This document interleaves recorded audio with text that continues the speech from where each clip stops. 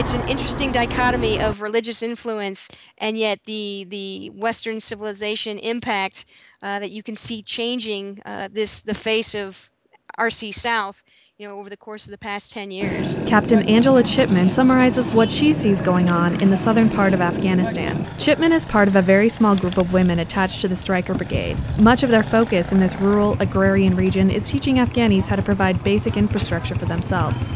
The FET teams are strategically valuable and also play a humanitarian role. A soldier we profiled in April before the Stryker's deployment cited this as a reason she was interested in participating. I've always been interested in helping women and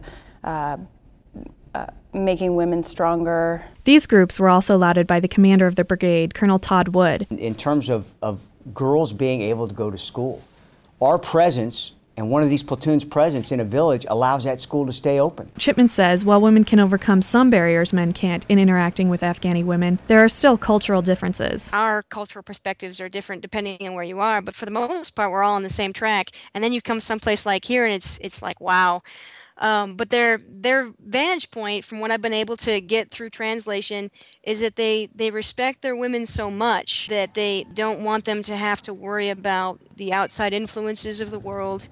And change is slow. I came over here wanting to change the world, and that looks different to all of us. And I'm not exactly the most patient of people. With that being said, once I realized exactly what we were dealing with in terms of sanitation and clean water supplies, if we can get them the clean water that they need, they will be fine. Chipman gives an example of some of the rudimentary needs of villagers in personal hygiene, education, and clean water. Still, Chipman says she's happy to be part of it. There are so many positive things happening here in Daman that we are getting to participate in and getting to witness that it's an amazing sight to behold.